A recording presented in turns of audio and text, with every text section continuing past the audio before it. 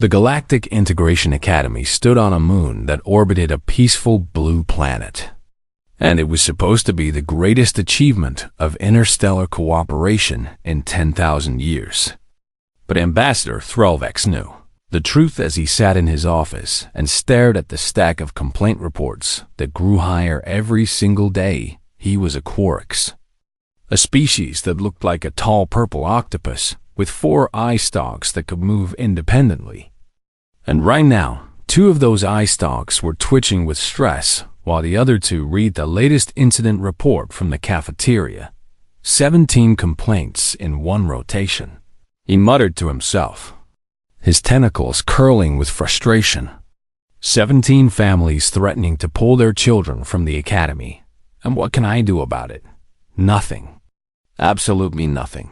The problem had a name, or rather 5 names. And they all belonged to Vorkai cubs who had decided that the academy cafeteria was their personal hunting ground. The Vorkai were one of the most feared species in the known galaxy. And for good reason, because they came from a death world where everything wanted to kill everything else.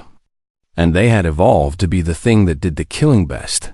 They stood over 2 meters tall even as adolescents, with scales that could stop a plasma bolt, claws that could tear through ship hulls, and teeth designed by evolution to punch through armored prey. Their eyes glowed a soft orange in dim light, a feature that had given countless species nightmares for generations. The 5 cubs at the academy were all from powerful military families, and they had discovered something very amusing about their new school, which was that most of the other students were prey. Species who would abandon their food and run away if you simply walked toward them while showing your teeth. Thrall Vex pulled up the security footage from that morning and watched it play on his screen. The cafeteria was a massive circular room with tables, designed to accommodate hundreds of different body types, from the tiny mix who were barely 30 centimeters tall to the enormous Grellock, who needed reinforced seating. At one table sat a group of Minic students, small rabbit-like creatures with soft gray fur and large ears that twitched constantly to detect predators. And they were eating their lunch peacefully when a shadow fell across their table.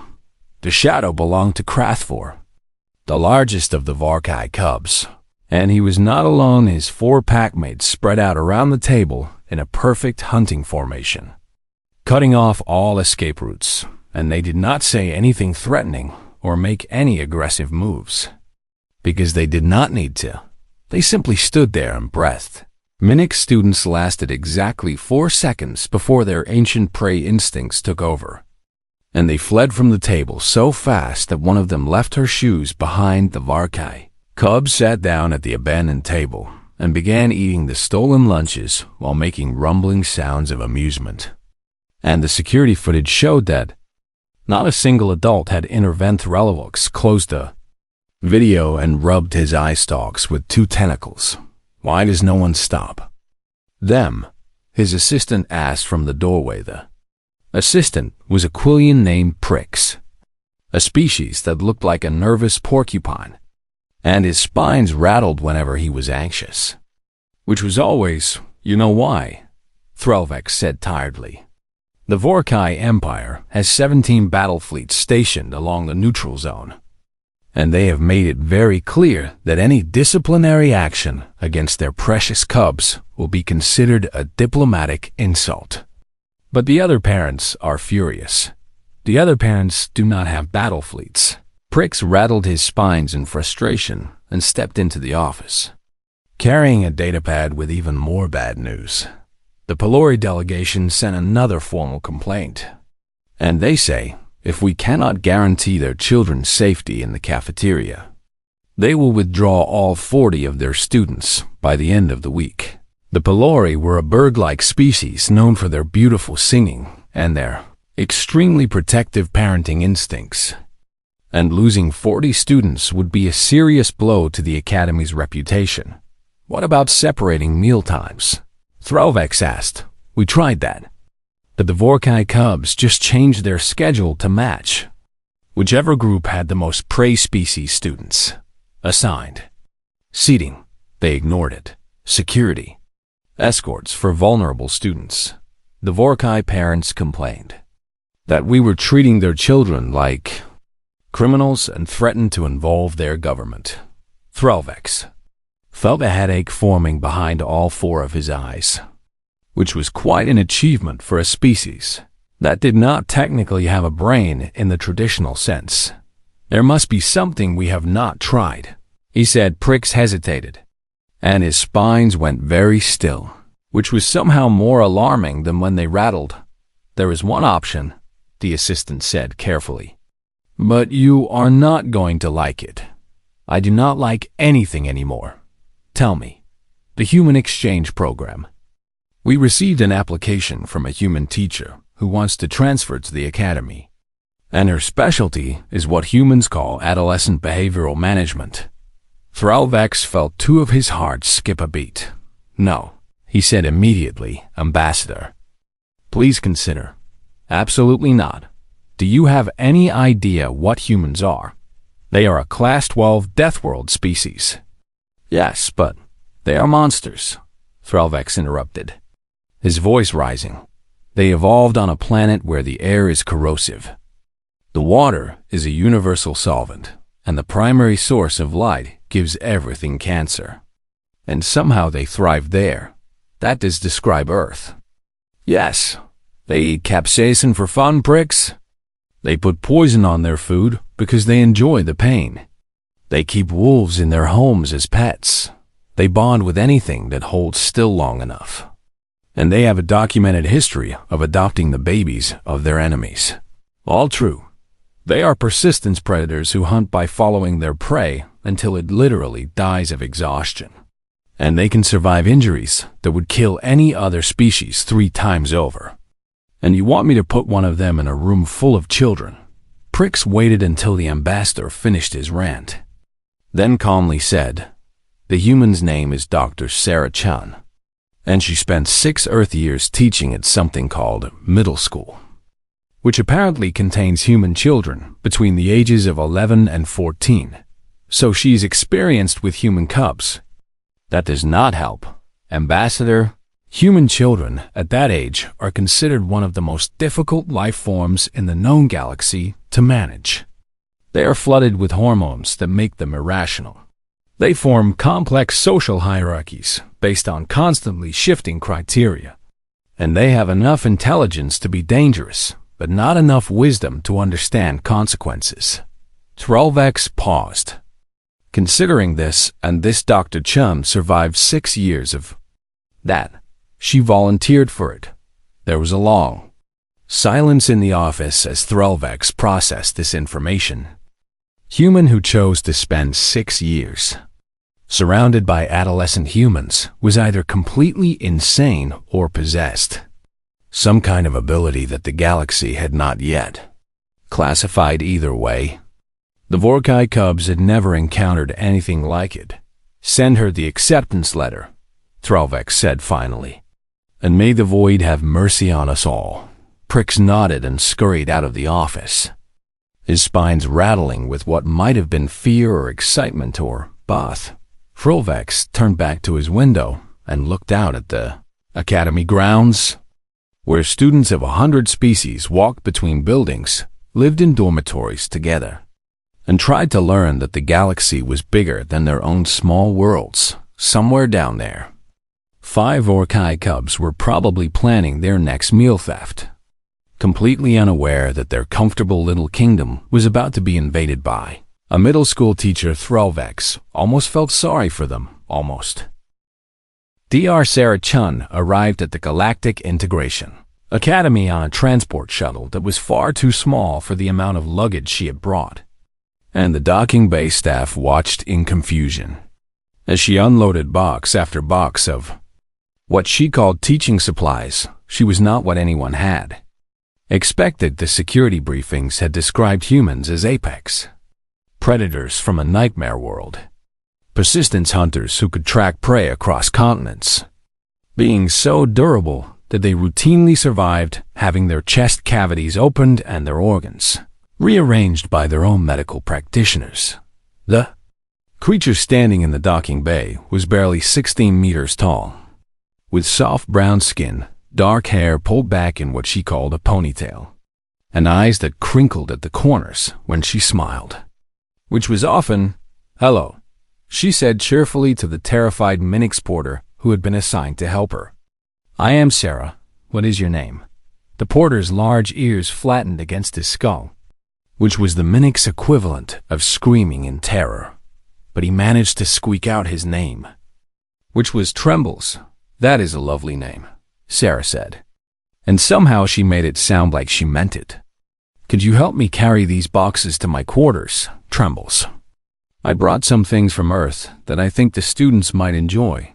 Trembles looked at the boxes with deep suspicion, because everyone knew that nothing good came from Earth. But the human was already walking toward the exit with 2 boxes balanced in her arms, and he found himself following her without quite understanding why Ambassador Threlvex met them in the corridor. All 4 of his eye stalks focused on the new arrival with intense scrutiny. "Dr. Chan," he said formally, "welcome to the Academy. I trust your journey was comfortable. Please call me Sarah." And yes, the journey was fine, although I think I frightened the pilot a little when I asked if we could stop and look at the nebula we passed. He said something about predators and kept looking at his escape pod. Threlvex made a mental note to give that pilot a bonus for not abandoning ship. "I have reviewed your file," he said carefully, "and I must admit that I am curious about your teaching methods. Your previous institution had remarkably few disciplinary incidents, despite serving a population that our databases describe as highly volatile." Sarah laughed, and several nearby students of various species flinched at the sound, because their instincts told them that a predator showing teeth was never a good sign.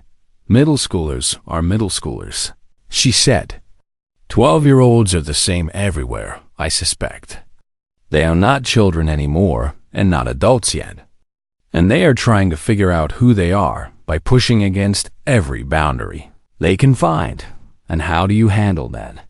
"I make sure they know where the boundaries are," Sarah said simply. "And I make sure they know that I see them, really see them. Not just the behavior, but the person underneath." Threlvex had no idea what that meant, but he nodded as if he did. "Your first assignment will be cafeteria supervision during the 3rd meal rotation," he said.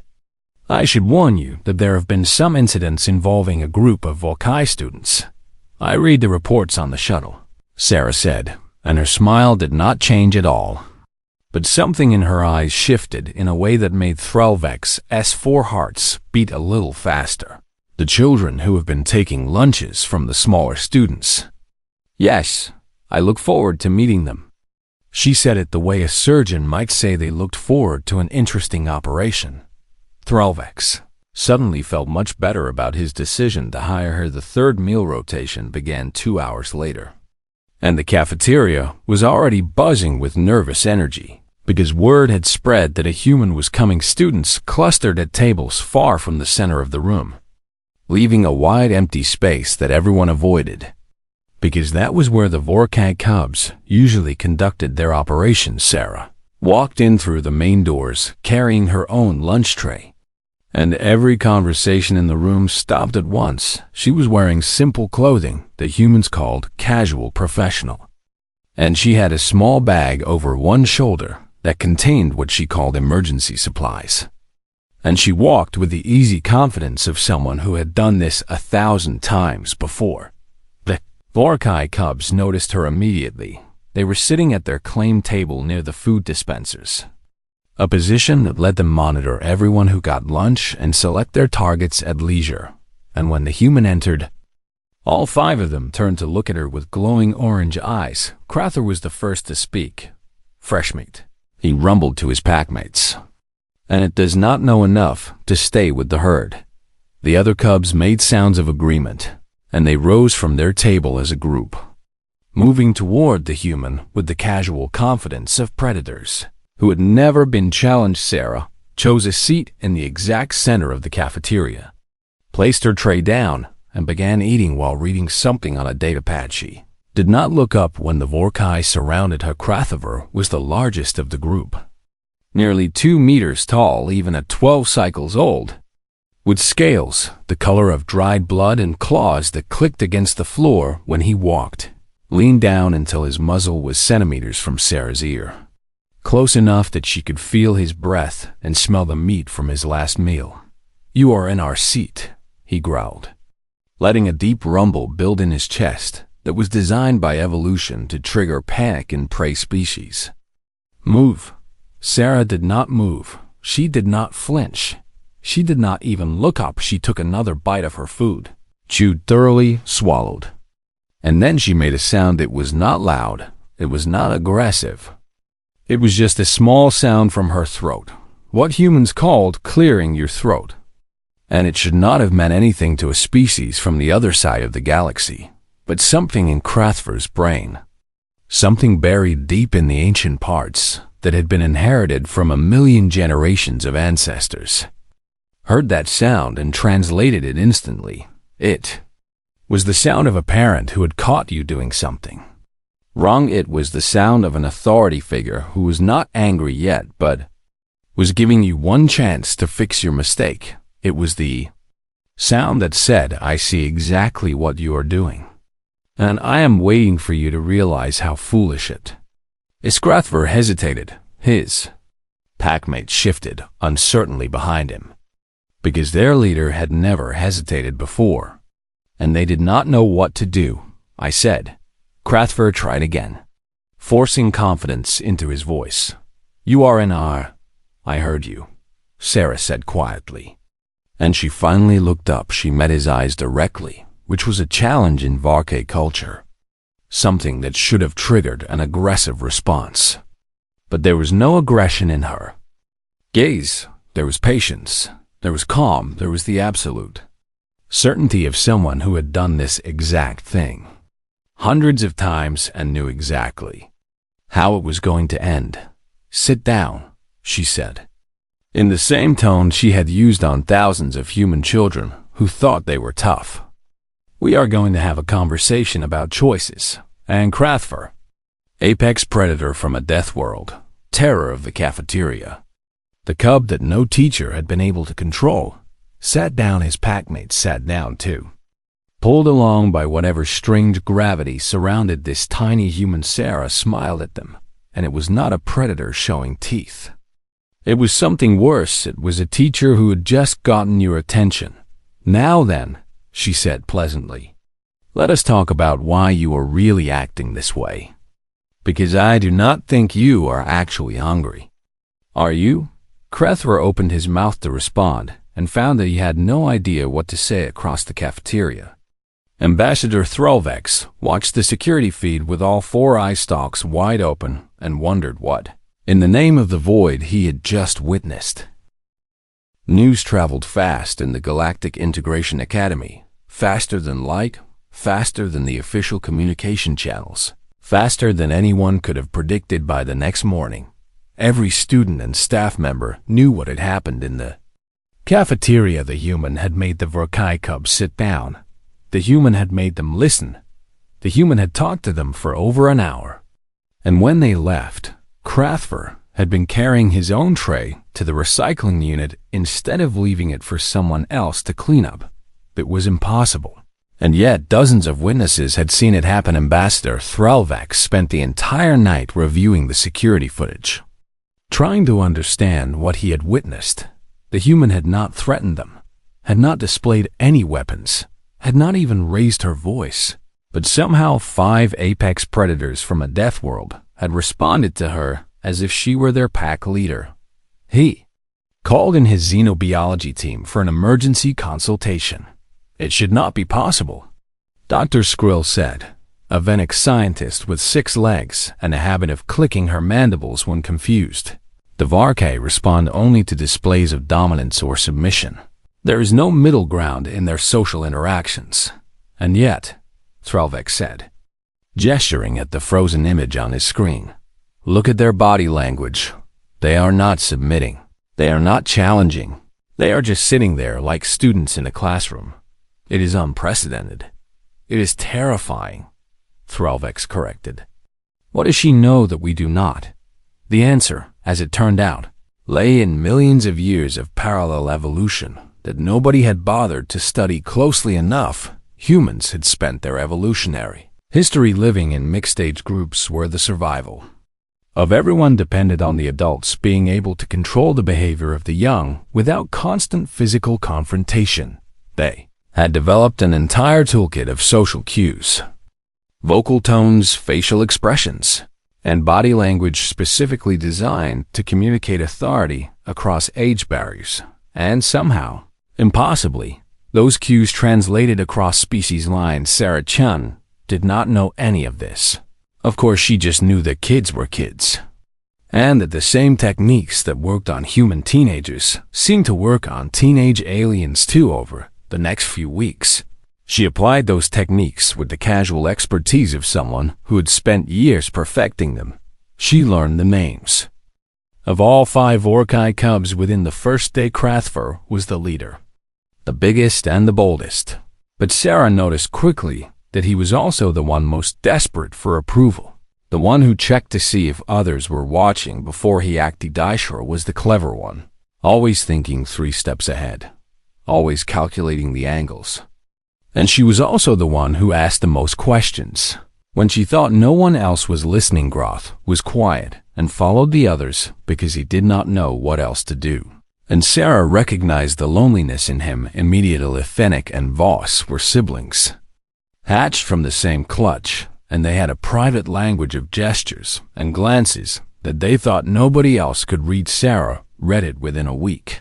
She started small, with things that seemed insignificant but were not, when Krathver mentioned offhandedly that his younger sibling had just hatched.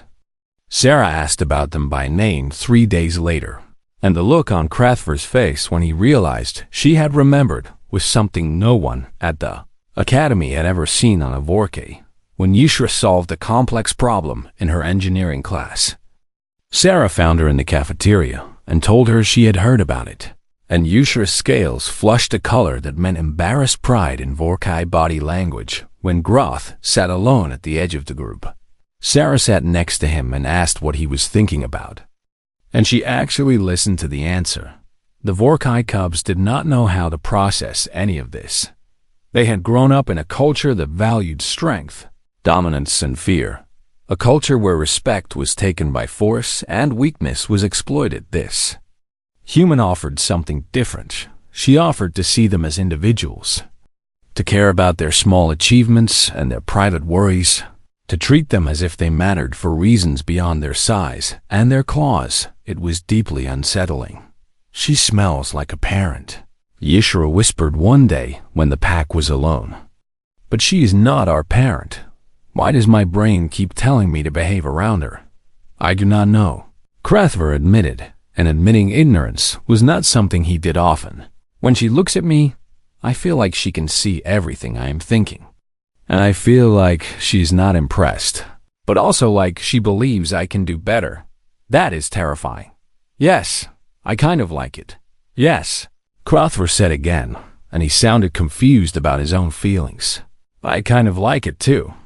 The researchers at the Academy eventually figured out what was happening. Or at least they developed a theory humans had evolved what they called parental authority signals, a complex combination of vocal frequencies, posture, eye contact, and micro-expressions that triggered obedience responses in juveniles. These signals were designed to work on human children, but they hit similar neurological pathways in many other species, because the basic architecture of parent-child relationships was surprisingly universal across the galaxy. When Sarah cleared her throat, she was activating the same brain regions that Vorkai cubs used to recognize commands from their own parents when she gave them what humans called the look. She was communicating disappointment in a way that transcended language. The look was particularly devastating. It was not angry. It was not threatening. It was simply the expression of someone who expected better and was waiting to see if you would live up to that expectation.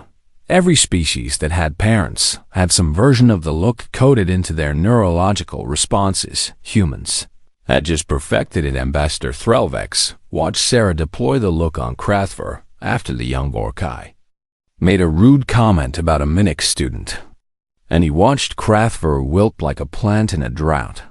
The massive predator actually shuffled his feet and looked at the ground and mumbled something that might have been an apology. "This is the most terrifying thing I have ever witnessed," Threlvex said to his assistant. "And I once watched a Grellock eat a shuttle. Should we be concerned?" Prix asked, his spines rattling nervously. "I do not know," Threlvex admitted. "She is not hurting them. She is not even really controlling them. She is just making them want to be better. And they are responding to that desire in ways their own culture never taught them." "That sounds like a good thing." "It is a good thing," Threlvex agreed. "But it is also a reminder that humans can reach into the minds of other species and push buttons we did not even know we had. And they do it without even trying. They do it just by being themselves."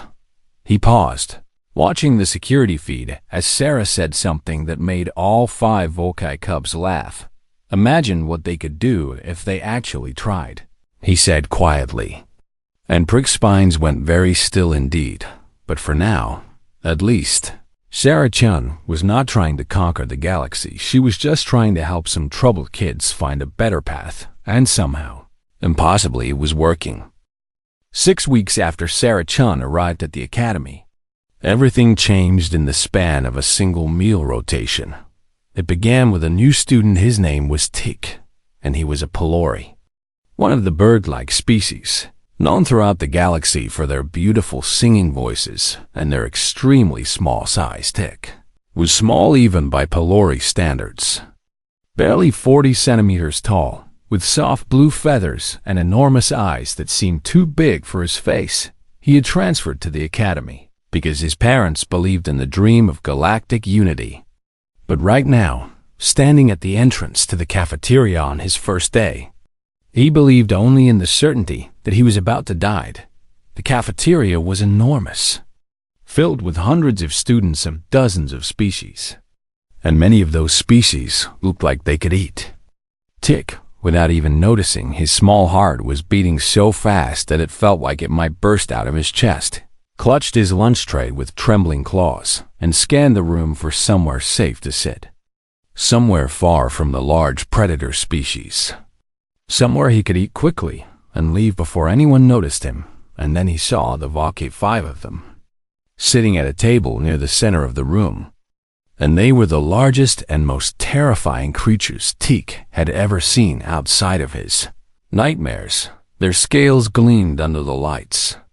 Their claws clicked against the table surface, and their eyes glowed orange like dying stars. Tik froze. Every instinct in his body screamed at him to run, to fly, to do anything except stand here like a piece of food waiting to be eaten. The largest Vorkai, a monster named Krathver, according to the student directory Tik had desperately memorized, turned and looked directly at him. Tik made a small sound of terror that he would later deny making. Krathver rose from his seat.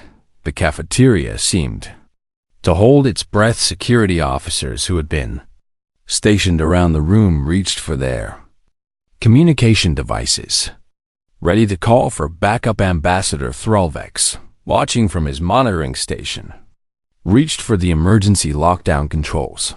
Everyone knew what was about to happen. Everyone had seen it happen before. The Vorkai were going to terrorize another prey species student, and there was nothing anyone could do about it. Krathver walked toward the small Pelori with slow, deliberate steps that made the floor vibrate slightly with each footfall. Tik was too scared to move, too scared to run, too scared to do anything except stand there and wait for the end. Krathver stopped in front of him, and his shadow fell across Tik like a blanket of darkness. The Vorkai leaned down, bringing his massive head close to Tik's small body, and Tik closed his eyes and waited. "You look lost," Krathver said, and his voice was not cruel. It was almost gentle. "Is this your first day?"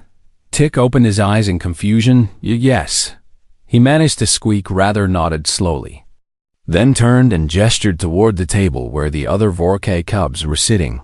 "You can sit with us," he said. "No one will bother you here." Tick did not understand what was happening. This was not how predators behaved. This was not how the universe worked. Large things ate small things. That was the fundamental rule of existence. "I do not understand." Tick whispered rather made a sound that might have been a sigh. "I did not understand either. At first," he said, "but someone taught me that being big does not mean you have to be cruel. Being strong means you can choose to protect instead of hurt." He looked across the cafeteria to where Sarah Chun sat at her usual table, watching the interaction with a small smile on her face.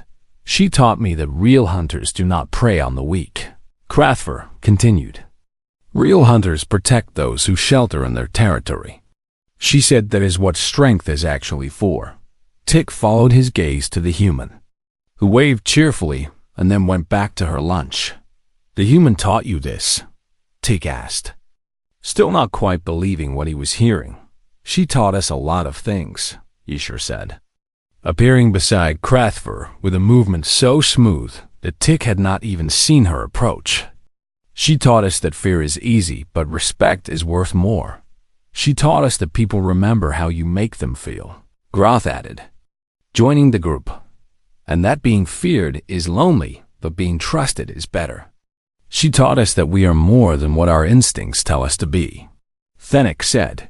"She taught us that we have choices."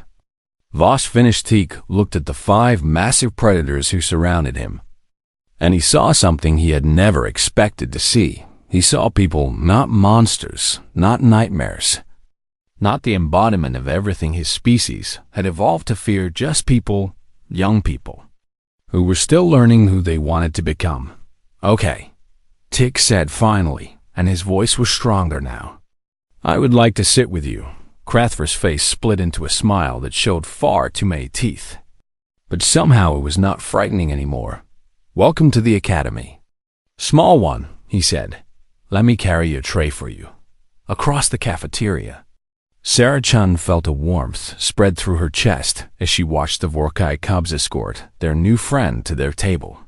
This was why she had become a teacher, not for the salary, which was terrible, not for the respect, which was minimal, not for the easy hours, which did not exist. She had become a teacher because she believed that every child, no matter how difficult or damaged or dangerous they seemed, had the capacity to become something wonderful. She had believed that about human children for 6 years.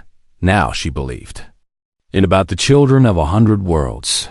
The weeks that followed proved her right again and again. The Vorkay cubs did not just stop stealing lunches.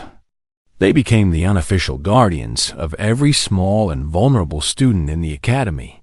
When a group of older Krennic students tried to bully a Minix first year, they found themselves facing 5 very large, very protective Vorkay who made it clear that such behavior would not be tolerated. When a Pelari student got lost in the residential wing after dark, Krathver personally escorted her back to her dormitory, walking slowly so her small legs could keep up when a young Quillian was too shy to ask for help with his homework.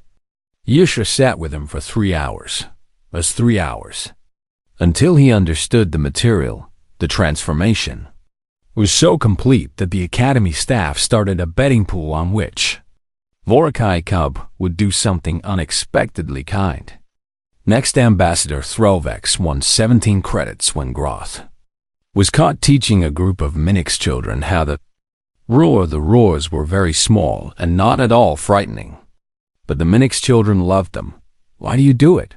Teak asked Krathver one day, as they sat together in the cafeteria that had once been a place of fear and was now a place of friendship. "Why do you protect us now?" Krathver thought about the question for a long moment. "Because the human showed us what we could be," he said finally. "And once you see that, you cannot go back to being what you were." She said she was proud of us, and I did not know how much I needed to hear that until she said it.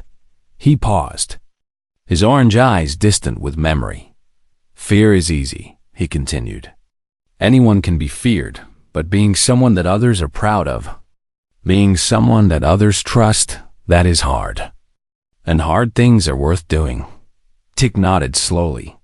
Understanding more than a Pelori should have been able to understand a Vorkai. She really is something special, he said. She is human, Krathva replied. As if that explained everything, and perhaps, in some strange way, it did.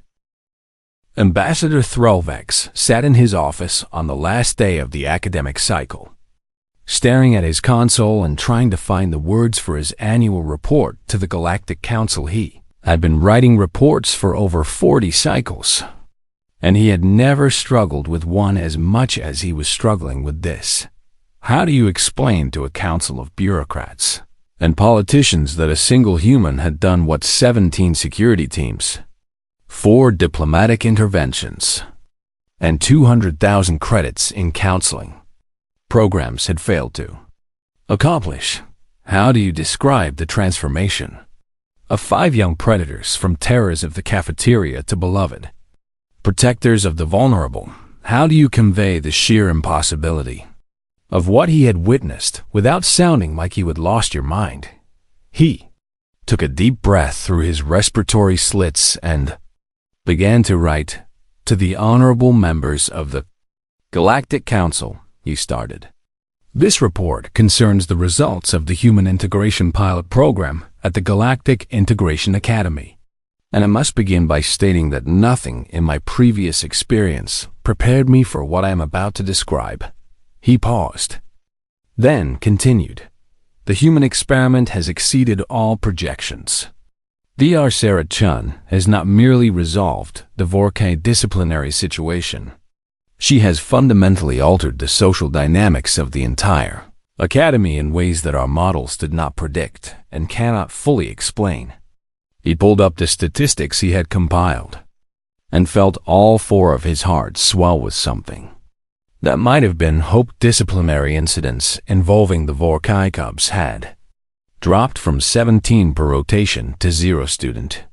Satisfaction surveys showed a 40% increase in feelings of safety. Interspecies friendships had tripled. Academic performance across all groups had improved by an average of 12%. The Pelori delegation, which had threatened to withdraw its students, had instead increased its enrollment by 20% after hearing about the changes. Humans, Throlvex wrote carefully, are not simply another predator species. They are something our classification systems have no category for. They are persistence hunters who form bonds indiscriminately and fiercely. They adopt orphans from their enemy species in times of war. They treat the young of any creature with a protective instinct that borders on pathological. He stopped and thought about what he had seen in the cafeteria that morning. Sarah had been sitting at her usual table, but she was not alone. A Vorkai cub was showing her something on a datapad, his orange eyes bright with excitement about a project he had been working.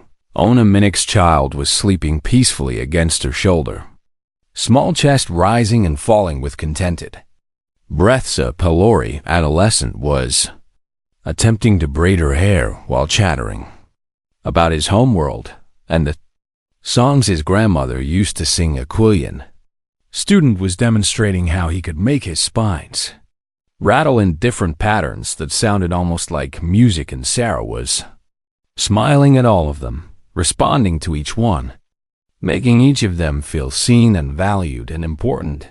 It should have looked chaotic. A human surrounded by a dozen different species, with a dozen different needs and a dozen different forms of communication. Instead, it looked like family. Most remarkably, Throlvex continued writing, humans appear to project an aura of parental authority that transcends species boundaries. Our researchers theorize this evolved from their pack-hunting ancestors, who needed to coordinate behavior across mixed age groups. Whatever the cause, the effect is undeniable. Even apex predators from death worlds respond to human social correction as if it were coming from their own parents. He thought about the look That terrible weapon that Sarah deployed without even knowing she was doing it. Thought about the way Kraftwer had wilted under it. The way the massive predator had actually shuffled his feet and apologized to a Minix student he had accidentally startled. Thought about the way 5 young Vorkai had transformed from bullies into guardians. Not because they were forced to, but because a human had made them want to be better. The implications of this are significant, he wrote. Humans possess the ability to influence the behavior of other species in ways we do not fully understand. They can reach into minds across the galaxy and activate responses that we did not know existed. He paused again, considering whether to include his next thought, then decided that the council needed to know. This should terrify us, he added. It should make us cautious about allowing humans to spread throughout galactic society. It should make us question whether they could use this ability for manipulation or control. And yet, he looked out his window again at the Academy grounds. Kraftwer was walking across the central courtyard with Tick perched on his shoulder. The massive Vorkai gesturing broadly as he explained something while the tiny Pelori listened with rapt attention. A group of Minix students were playing a game with Yshera, who was pretending to chase them while moving slowly enough that they could always escape. And their squeaks of delighted terror filled the air. Groth was sitting under a tree with a datapad, tutoring a struggling student with infinite patience. And yet, Thralvex continued, Dr. Chun has never used this ability for anything but good. She has never tried to control or manipulate. She has only tried to help. And that may be the most remarkable thing of all. Humans have the power to reshape other species, to reach into our minds and change who we are, and they use that power to make us better. They use it to help lost children find their way, to help angry adolescents become protectors instead of predators, to help an entire academy become a community instead of a collection of frightened individuals. He saved the draft and added his recommendations. It is my strong suggestion that we increase human recruitment to all galactic integration facilities immediately. We should place humans in every school, every childcare facility, every location where young beings of any species need guidance. He hesitated, then added one final note, and for the love of the void, do not tell them how frightening they actually are. It seems to work better when they do not know. He sent the report and leaned back in his chair, exhausted but satisfied. Through his window, he saw Sarah Chun walking across the courtyard, and she was immediately surrounded by students of a dozen species who all wanted her attention. She laughed and said something that made Kraftwer duck his head in embarrassment while the smaller students giggled. Then she looked up, saw Thralvex watching from his window, and waved. It was just a simple wave, a casual human gesture of greeting, but Thralvex felt his 4 hearts warm at the sight of it, felt a strange urge to wave back and smile, felt somehow like everything was going to be all right as long as that human was watching over his academy. He waved back with one tentacle and watched as she turned back to her students, her strange little family of adopted aliens from 100 different worlds in the vast galaxy. There were many terrifying things. There were species with weapons that could crack planets. There were creatures that could survive in the void of space. There were intelligences so vast that they thought in timescales that made suns look brief, but the most terrifying thing of all was a species that could make you want to be better. A species that could look at a bully and see a protector waiting to emerge. A species that could clear their throat and stop predators in their tracks. A species that could love anything that held still long enough to be loved. The humans were coming, and somehow, impossibly, that was the best news the galaxy had ever received. Sarah Chun did not know any of this. Of course, she just knew that she had students who needed her, friends who cared about her, and a job that let her make a difference. She knew that tomorrow she would wake up and go to the cafeteria and help shape the future of the galaxy. One lunch period at a time, she knew that somewhere in the academy, 5 Orci cubs, who had once been terrors, were now heroes, and that they would do incredible things with their lives. She knew that a tiny Pelori named Tick had learned that the universe was not as frightening as he had feared, and that even monsters could be kind. And she knew that when she cleared her throat, the whole cafeteria went quiet. And that was a kind of power that no weapon could ever match. It was the power of a teacher. It was the power of someone who believed in others even when they did not believe in themselves. It was the power of humanity, and it was just getting started.